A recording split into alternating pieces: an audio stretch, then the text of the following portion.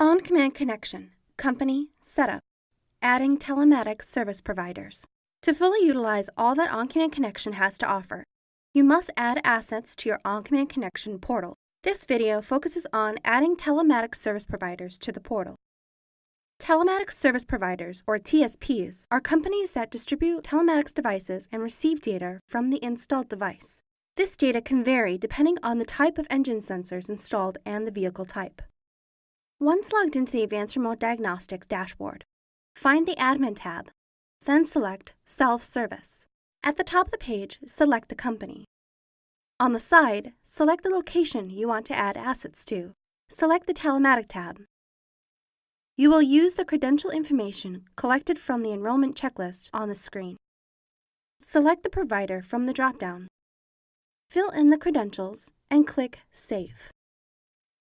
Additional TSPs can be selected if you have more than one.